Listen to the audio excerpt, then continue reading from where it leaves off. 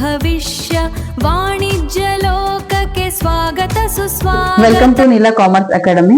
ಇವತ್ತು second PUC students ಗೆ account exam ಸಲುವಾಗಿ ಒಂದು ಕಂಪಲ್ಸರಿ ಕ್ವಶನ್ ಆಗಿರ್ತಕ್ಕಂತ ಡಿಸಲ್ಯೂಷನ್ ಆಫ್ ಪಾರ್ಟ್ನರ್ಶಿಪ್ ಫರ್ಮ್ ಇದಕ್ಕೆ ಸಂಬಂಧಪಟ್ಟಂಗೆ ಏನು ಅಂತಂದ್ರೆ ಒಂದು 12 ಮಾರ್ಕ್ಸ್ ಇನ್ ಪ್ರಾಬ್ಲಮ್ ತಗೊಂಡು ಸಾಲ್ವ್ ಮಾಡ್ತಾ ಇದ್ದೇನೆ. ಆಲ್ಮೋಸ್ಟ್ ಈ ಪ್ರಾಬ್ಲಮ್ ಅಲ್ಲಿ ಎಲ್ಲಾ ತರದ ಅಡ್ಜಸ್ಟ್ಮೆಂಟ್ ಗಳು ಕವರ್ ಆಗಿದಾವೆ. ನಿಮ್ಗೆ ಎಕ್ಸಾಮ್ ಓರಿಯೆಂಟೆಡ್ ಇದು ಬಹಳ ಬೆನಿಫಿಟ್ ಆಗುತ್ತೆ ಅಂತ ಹೇಳ್ತೀನಿ. ಮೊದಲು ಪ್ರಾಬ್ಲಮ್ ಅನ್ನ ಏನೇನ್ ಕೊಟ್ಟಾರ ಅಂತ ಹೇಳಿ ಅದನ್ನ ನಾವು ಕರೆಕ್ಟ್ ಆಗಿ ಓದ್ಕೊಂಡು ಅದನ್ನ ಎಕ್ಸ್ಪ್ಲೇನ್ ಮಾಡಿ ನಂತರ ನಾ ಏನ್ ಮಾಡ್ತೀನಿ ಅಂದ್ರೆ ಸೊಲ್ಯೂಷನ್ ಹೋಗ್ತೀನಿ. ಫಸ್ಟ್ ಓದಿದ ಪ್ರಾಬ್ಲಮ್ ನೋಡ್ರಿ. Shruti, Shilpa and Shreya are partners sharing profits and losses in the ratio of 2:1. They decided to dissolve the firm. The balance sheet as on that date was as follows ಅಂತ ಹೇಳಿ. ಇದು dissolution of partnership firm ಅಂತಂದ್ರೆ business partnership firm ಅನ್ನ complete ಆಗಿ close ಮಾಡ್ತಾ ಇರ್ತಾರ. Close ಮಾಡೋ time ಒಳಗ ಅಕೌಂಟಿಂಗ್ ಪ್ರೊಸೀಜರ್ಸ್ ಏನೇನ್ ಮಾಡ್ಬೇಕು ಅನ್ನೋದು ಡಿಸಲ್ಯೂಷನ್ ಆಫ್ ಪಾರ್ಟ್ನರ್ಶಿಪ್ ಫರ್ಮ್ ಅಂತ ಹೇಳ್ಬೋದು. ಇದ್ರೊಳಗೆ ನಾವು ಮುಖ್ಯವಾಗಿ 3 ಅಕೌಂಟ್ ಹಾಕ್ತಿವಿ: realisation account, partners capital account ಮತ್ತು ಕ್ಯಾಶ್ ಆರ್ ಬ್ಯಾಂಕ್ ಅಕೌಂಟ್ ಅಂತ ಹೇಳಿ. ಅದನ್ನ ಹೆಂಗ್ ಪ್ರಿಪೇರ್ ಮಾಡ್ಬೇಕು, ಯಾವ ತರ ಸೆಟಲ್ಮೆಂಟ್ ಆಗುತ್ತೆ ಅನ್ನೋದನ್ನ ನಾವು ಈ ಪ್ರಾಬ್ಲಮ್ ಒಳಗೆ ನೋಡ್ತೀವಿ. ಇಲ್ಲಿ ಶ್ರುತಿ, ಶಿಲ್ಪಾ ಮತ್ತು ಶ್ರೇಯಾ ಅಂತ ಹೇಳಿ 3 ಜನ ಪಾರ್ಟ್ನರ್ಸ್ ಅರ. ಅವ್ರ ಪ್ರಾಫಿಟ್ ಮತ್ತು ಲಾಸ್ ಅನ್ನ 2:1 ರೇಷಿಯೋ ಪ್ರಕಾರ ಡಿಸ್ಟ್ರಿಬ್ಯೂಟ್ ಮಾಡ್ಕೋತಾರ ಅಂತ ಅಂದ್ರೆ 2/5, 2/5 ಅಂಡ್ 1/5 ಅಂತ ಹೇಳಿ. They decided to dissolve the firm ಅಂತ ಹೇಳಿ ಅವರೆಲ್ಲರೂ ಸೇರಿ ಪಾರ್ಟ್ನರ್ಶಿಪ್ ಫರ್ಮ್ ಅನ್ನ ಕ್ಲೋಸ್ ಮಾಡ್ಬೇಕಂತ ಡಿಸೈಡ್ ಮಾಡ್ಯಾರ. ಅವ್ರದ್ದು ಬ್ಯಾಲೆನ್ಸ್ ಶೀಟ್ ಏನದ ಅಂತ ಅನ್ನೋದನ್ನ ಕೊಟ್ಟಾರ. ಬ್ಯಾಲೆನ್ಸ್ ಶೀಟ್ ನಾಗ ಏನೇನ್ ಕೊಟ್ಟಾವ ಅಂತ ಒಂದ್ಸರಿ ನೋಡ್ಕೊಂಡ್ಬರೋಣ. Balance sheet as on 31/3/2018. Creditors 30,000, bills payable 20,000, Shreya's loan 8,000, general reserve 10,000, and capital so Shruti's capital 40, Shilpa's capital 30, and Shreya's capital 20 ಅಂತ ಹೇಳಿ. ಯೂಶುವಲ್ ಆಗಿ ನಾವು ಬ್ಯಾಲೆನ್ಸ್ ಶೀಟ್ ಅಲ್ಲಿ ಇರ್ತಕ್ಕಂಥವನ್ನ ಏನ್ ಮಾಡ್ತೀವಿ ಅಂತಂದ್ರೆ ಲೈಬಿಲಿಟೀಸ್, ಔಟ್ಸೈಡ್ ಲೈಬಿಲಿಟೀಸ್ ಏನಿರ್ತಾವ ಅವನ್ ಮಾತ್ರ ಏನ್ ಮಾಡ್ತೀವಿ ಅಂತಂದ್ರೆ ಪೇ ಮಾಡೋದಿರ್ತದೆ ಇಲ್ಲಿ. ಆನಂತರ ಏನು ಅಂತಂದ್ರೆ ಪಾರ್ಟ್ನರ್ಶಿಪ್ ಪೇ ಮಾಡೋದಿರುತ್ತೆ. ಹಿಂಗಾಗಿ ನಾವು ರಿಲೈಸೇಷನ್ ಅಕೌಂಟ್ ನಾಗ ಕ್ರೆಡಿಟರ್ಸ್ ಮತ್ತು ಬಿಲ್ಸ್ ಪೇಬಲ್ ತಗೋಬೇಕು. ಶ್ರೇಯಾ ಲೋನ್ ಅದ, ಶ್ರೇಯಾ ಪಾರ್ಟ್ನರ್ ಹೌದು ಅಲ್ಲ ಅಂತ ನೋಡ್ಬೇಕು. Shreya is also A partner. Look at here, Shreya ಕೂಡ ಪಾರ್ಟ್ನರ್ ಆಗಿರೋದ್ರಿಂದ ಪಾರ್ಟ್ನರ್ ಲೋನ್ ಅನ್ನು ನಾವು ರಿಲೈಸೇಷನ್ ಅಕೌಂಟ್ ನಾಗ ತಗೊಳಲ್ಲ. ಔಟ್ಸೈಡರ್ಸ್ ಕೊಟ್ಟ ನಂತರ ಲಾಸ್ಟ್ ಏನ್ ಮಾಡ್ತಾರೆ ಪಾರ್ಟ್ನರ್ಶಿಪ್ ಪೇ ಮಾಡೋದ್ರಿಂದ ಪ್ರಯಾರಿಟಿ ಪ್ರಕಾರ ಶ್ರೇಯಾ ಲೋನ್ ಡೈರೆಕ್ಟ್ ನಾವು ಬ್ಯಾಂಕ್ ಅಕೌಂಟ್ ನಾಗ ತಗೋತೀವಿ. ಹಿಂಗಾಗಿ ರಿಲೈಸೇಷನ್ ಅಕೌಂಟ್ ನಾಗ ಕ್ರೆಡಿಟರ್ಸ್ ಮತ್ತು ಬಿಲ್ಸ್ ಪೇಬಲ್ ಮಾತ್ರ ತಗೋಬೇಕು. ಶ್ರೇಯಾ ಲೋನ್ ಬ್ಯಾಂಕ್ ಅಕೌಂಟ್ ನಾಗ ಬರುತ್ತೆ. General reserve capital partners capital ಸಂಬಂಧಪಟ್ಟಿರೋದ್ರಿಂದ ಅವನ್ನ ಪಾರ್ಟ್ನರ್ಸ್ ಕ್ಯಾಪಿಟಲ್ ಅಕೌಂಟ್ ನಾಗೆ ಹಾಕ್ತಿವಿ. ಇನ್ನು ಅಸೆಟ್ ಸೈಡ್ ಏನೇನ್ ಕೊಟ್ಟಾರ ನೋಡ್ರಿ. ಕ್ಯಾಶ್ ಅಟ್ ಬ್ಯಾಂಕ್ 6,000 ಅದ. ಈ 6,000 ಬ್ಯಾಂಕ್ ಅಕೌಂಟ್ ಡೆಬಿಟ್ ಸೈಡ್ ಬರ್ತದ. ಇದು ಒಂದ್ ಬಿಟ್ಟು ಉಳಿದಿದ ಐಟಮ್ಸ್ ಎಲ್ಲ debtors, stock, furniture, machinery, building ಏನ್ ಕೊಟ್ಟಾರ ಇವ್ ಆಸ್ ಇಟ್ ಇಸ್ ನಾವು ರಿಲೈಸೇಷನ್ ಅಕೌಂಟ್ ಏನ್ ಮಾಡ್ತೀವಿ ಅಂದ್ರೆ ಡೆಬಿಟ್ ಹಾಕ್ತಿವಿ. ಕ್ರೆಡಿಟರ್ಸ್ ಮತ್ತು ಬಿಲ್ಸ್ ಪೇಬಲ್ ಕ್ರೆಡಿಟ್ ಹಾಕ್ತಿವಿ. ಇದು ಒಂದ್ ಬಿಟ್ಟು ಉಳಿದಿದ ಐಟಮ್ಸ್ ಎಲ್ಲ ನಾವ್ ಏನ್ ಮಾಡ್ಬೇಕು ರಿಲೈಸೇಷನ್ ಅಕೌಂಟ್ ಗೆ ಡೆಬಿಟ್ ಹಾಕೋಬೇಕು.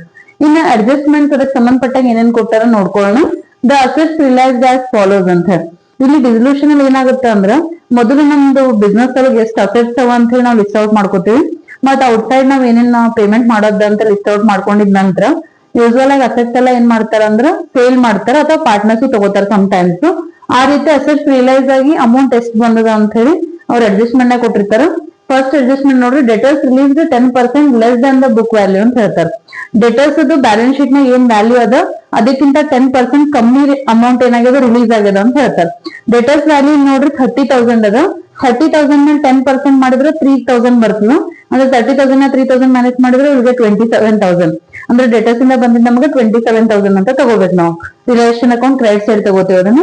ಇನ್ನು second one, the stock is released 15% more than the book value ಅಂತ ಹೇಳ್ತಾರೆ. ಸ್ಟಾಕ್ ಏನಾಗ್ಯದ ಅಂದ್ರೆ ಬುಕ್ ವ್ಯಾಲ್ಯೂಗಿಂತ 15% ಜಾಸ್ತಿ ರೇಟಿಗೆ ಏನಾಗ್ಯದ ಅಂತಂದ್ರ ರಿಲೀಸ್ ಆಗ್ಯದ. ಸ್ಟಾಕ್ ವ್ಯಾಲ್ಯೂ ಬ್ಯಾಲೆನ್ಸ್ ಶೀಟ್ ಅಲ್ಲಿ 30,000 ಅದ. 30,000 ಮೇಲೆ 15% ಮಾಡಿದ್ರೆ 4,500 ಬರುತ್ತೆ. 30,000 ಗೆ 4,500 ಪ್ಲಸ್ ಮಾಡ್ಬೇಕು ನಾವು. ಮೋರ್ ದ್ಯಾನ್ ಅಂತ ಪ್ಲಸ್ ಮಾಡ್ಬೇಕು ಅದಕ್ಕೆ ವ್ಯಾಲ್ಯೂಗೆ. ಲೆಸ್ ದ್ಯಾನ್ ಅಂತಿದ್ರೆ ಮೈನಸ್ ಮಾಡ್ತೀವಿ. ಸೊ 34,500 ಅನ್ನ ರಿಲೈಸೇಷನ್ ಅಕೌಂಟ್ ತಗೋಬೇಕಾಯ್ತು. ಇನ್ನು ನೆಕ್ಸ್ಟ್ ಏನ್ ಕೊಟ್ಟಾರ ಅಂದ್ರ ಬಿಲ್ಡಿಂಗ್ ರಿಲೀಸ್ 60,000 ಅಂತ ಡೈರೆಕ್ಟ್ ಕೊಟ್ಟಾರ ಅವ್ರು ಡೈರೆಕ್ಟ್ ಅಮೌಂಟ್ ಕೊಟ್ಟಿರೋದ್ರಿಂದ ನಾವ್ ಇಲ್ಲೇನು ಪ್ಲಸ್ ಮೈನಸ್ ಮಾಡೋದಿರಲ್ಲ. Direct 60,000 realisation account credit side ಹಾಕೋತೀವಿ.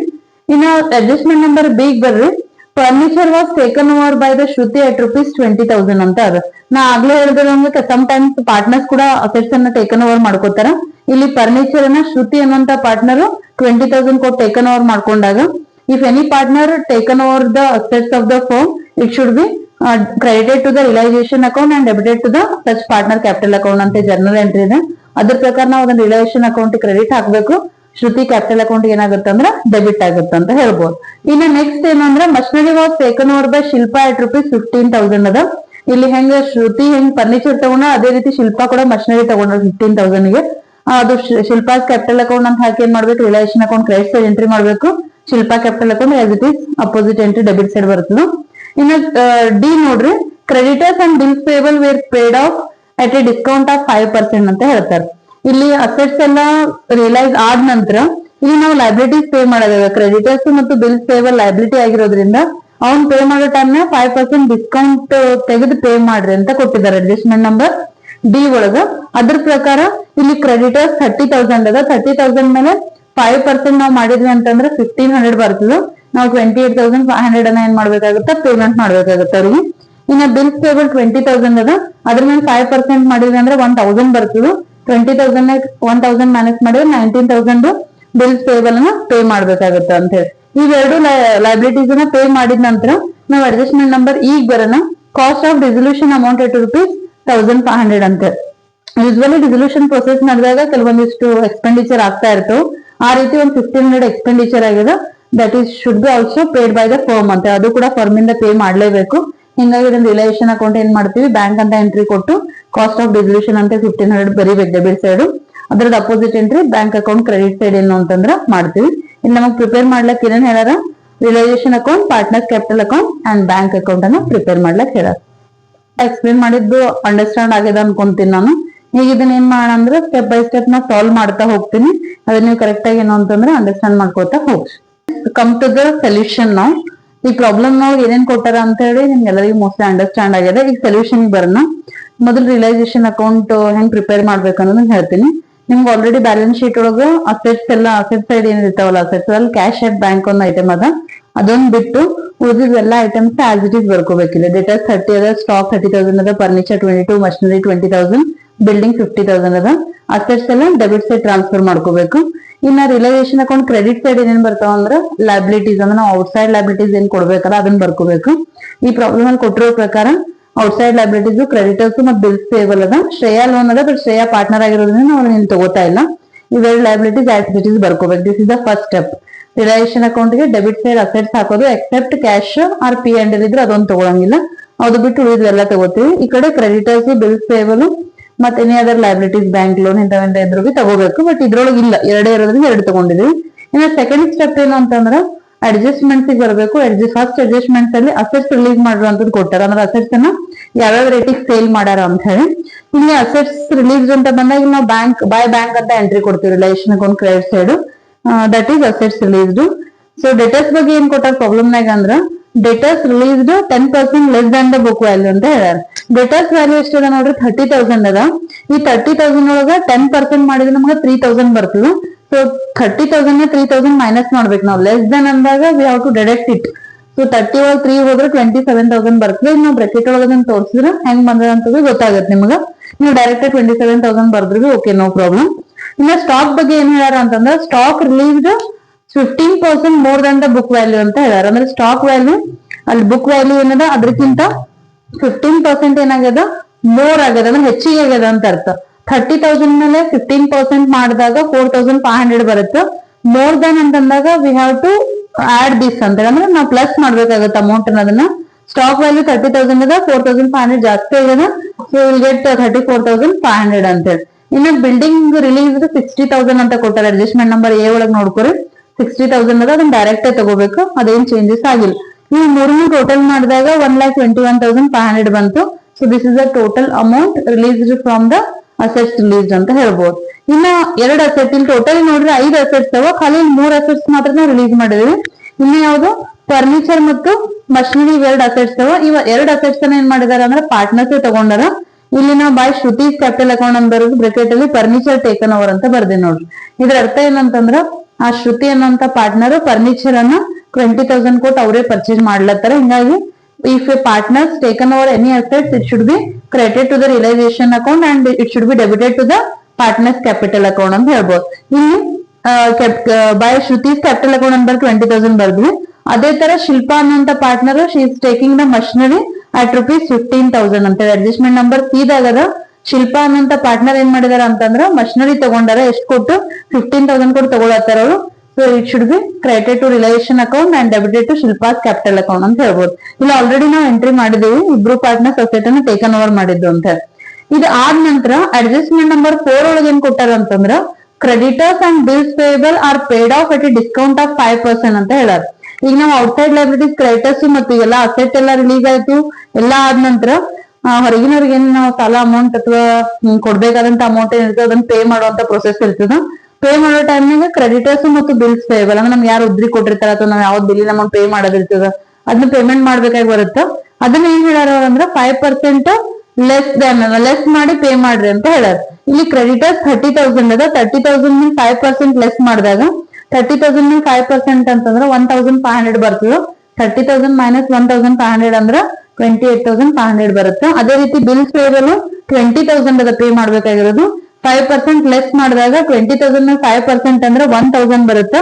20,000 1,000 minus ಮಾಡಿದ್ರೆ will get 19,000. 28,500 plus 19,000 total will be 47,500. It is a liabilities paid. Liabilities pay ಮಾಡಿದ್ವಿ. ಇನ್ನು ಲಾಸ್ಟ್ ಅಡ್ಜಸ್ಟ್ಮೆಂಟ್ ಈ ಏನದ ಅಂದ್ರ ಡಿಸಲ್ಯೂಷನ್ ಎಕ್ಸ್ಪೆನ್ಸಸ್ ಅಥವಾ ಕಾಸ್ಟ್ ಆಫ್ ಡಿಸಲ್ಯೂಷನ್ ಅಂತ ಕರಿತೀವಿ. ಎಲ್ಲಾ ಪ್ರೊಸೆಸ್ ಮಾಡ್ಲಾಕ್ 1,500 ಎಕ್ಸ್ಪೆನ್ಸಸ್ ಆಗ್ಯದ. That has to be paid. ಅದನ್ನು ಕೂಡ ಪೇ ಮಾಡ್ಲೇಬೇಕು ಫರ್ಮ್ ಅವರು. ಹಿಂಗಾಗಿ ಅದಕ್ಕೆ ನಾವು ಸಪರೇಟ್ ಆಗಿ ಟು ಬ್ಯಾಂಕ್ ಅಂತ ಎಂಟ್ರಿ ಕೊಟ್ಟು ಕಾಸ್ಟ್ ಆಫ್ ಡಿಸಲ್ಯೂಷನ್ ಅಂತ ಬರೀತೀವಿ 1,500 ಅಂತ ಹೇಳಿ. ನಾವು all the adjustments are over. ಎಲ್ಲಾ ಅಡ್ಜಸ್ಟ್ಮೆಂಟ್ಸ್ ಗಳು ಮುಗಿದ ನಂತರ ನಮಗೆ ಟೋಟಲಿಂಗ್ ಪ್ರೊಸೆಸ್ ಇರುತ್ತೆ ರಿಲೈಸೇಷನ್ ಅಕೌಂಟ್. ಈಗ ರಿಲೈಸೇಷನ್ ಅಕೌಂಟ್ ಕ್ರೆಡಿಟ್ ಸೈಡ್ ಹೆಚ್ಚಿಗದನ ಅಥವಾ ಡೆಬಿಟ್ ಸೈಡ್ ಹೆಚ್ಚಿಗದನ ಅಂತ ನೋಡ್ಕೋಬೇಕಾಯ್ತದ ಮೊದಲು ನಾವು, ಅಥವಾ ಎರಡು ಕಡೆನೂ ಟೋಟಲ್ ಮಾಡ್ಕೋಬೇಕು. ಯಾವ ಸೈಡ್ ಟೋಟಲ್ ಹೆಚ್ಚಿಗೆ ಬರುತ್ತೋ ಅದೇ ಟೋಟಲ್ ನ ಎರಡು ಕಡೆ ಎಂಟ್ರಿ ಮಾಡ್ಕೋತೀವಿ. ಇಲ್ಲಿ ನಾವು ನೋಡಿದಾಗ credit side is more than debit side ಅಂತ ಹೇಳ್ಬೋದು. ಕ್ರೆಡಿಟ್ ಸೈಡ್ 2,06,500 ಅದ, ಈ ಕಡೆ ಏನಂದ್ರೆ ಕಡಿಮೆ ಅದ. ಈಗ debit side total credit side total minus ಮಾಡಿದಾಗ ನಮ್ಗೆ ಡಿಫರೆನ್ಸ್ 5,500 ಉಳಿತದೆ. ಅಂದ್ರೆ ಡೆಬಿಟ್ ಸೈಡ್ ಬ್ಯಾಲೆನ್ಸ್ ಉಳಿತು ಅಂದ್ರೆ that is profit. In case credit side balance ಉಳಿತು ಅಂದ್ರೆ ದಟ್ ಈಸ್ ಲಾಸ್ ಅಂತ ಹೇಳಿ. Whatever it is, it should be distributed among the partners in the profit sharing ratio ಅಂತ ಹೇಳಿ. ಅದು ಪ್ರಾಫಿಟರ್ ಆಗ್ಲಿ ಲಾಸರ್ ಆಗ್ಲಿ ಪಾರ್ಟ್ನರ್ಸ್ ರೇಷಿಯೋ ಪ್ರಕಾರ ಹಂಚ್ತೇವೆ ನಾವು. ಇಲ್ಲಿ 5,500 ಬ್ಯಾಲೆನ್ಸ್ ಡೆಬಿಟ್ ಸೈಡ್ ಉಳಿದಿರೋದ್ರಿಂದ it is considered as a profit ಅಂತ ಕನ್ಸಿಡರ್ ಮಾಡಿ it should be transfer to partners capital account ಅಂತ ಹೇಳಿ. ಇಲ್ಲಿ 3 ಜನ ಪಾರ್ಟ್ನರ್ಸ್ ಅಲ್ಲ, ಶ್ರುತಿ, ಶಿಲ್ಪಾ ಮತ್ತು ಶ್ರೇಯಾ ಅಂತ ಹೇಳಿ. ಅವ್ರದ್ದು ರೇಷಿಯೋ 2:2:1 ಆಗಿರೋದ್ರಿಂದ 2/5 2/5 2/5 ರೇಷಿಯೋ ಪ್ರಕಾರ ನಾವು ಡಿಸ್ಟ್ರಿಬ್ಯೂಟ್ ಮಾಡಿದಾಗ 2,200 ಅಂಡ್ 1,100 ಬರುತ್ತೆ. ಈ ರೀತಿ ರಿಲೈಸೇಷನ್ ಅಕೌಂಟ್ ನಾವ್ ಏನ್ ಮಾಡ್ಬೇಕಂದ್ರೆ ಪ್ರಿಪೇರ್ ಮಾಡ್ಬೇಕು. ನೀವು ರಿಲೈಸೇಷನ್ ಅಕೌಂಟ್ ಪ್ರಿಪೇರ್ ಮಾಡಿದ್ರಿ ಅಂದ್ರೆ ಆಲ್ಮೋಸ್ಟ್ 80% ಪ್ರಾಬ್ಲಮ್ ನಿಮ್ಗೆ ಸಾಲ್ವ್ ಆದಂಗೆ. ಇನ್ನ ಪಾರ್ಟ್ನರ್ಸ್ ಕ್ಯಾಪಿಟಲ್ ಅಕೌಂಟ್ ಮತ್ತು bank account it's a very easy thing. So I will explain one by one. First come to the partners capital account ಅಂತ ಹೇಳಿ.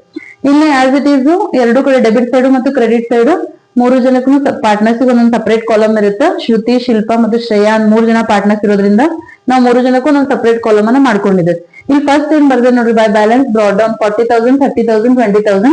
ಇದು ಬ್ಯಾಲೆನ್ಸ್ ಶೀಟ್ ಅಲ್ಲಿ ಕ್ಯಾಪಿಟಲ್ ಅಂತ ಇರ್ತದೆ. ಆ ಕ್ಯಾಪಿಟಲ್ ಅನ್ನ ಆಸ್ ಇಟ್ ಈಸ್ ಎಂಟ್ರಿ ಮಾಡ್ಬೇಕು ಬೈ ಬ್ಯಾಲೆನ್ಸ್ ಬ್ರಾಡ್ ಡೌನ್ ಅಂತ ಹೇಳಿ.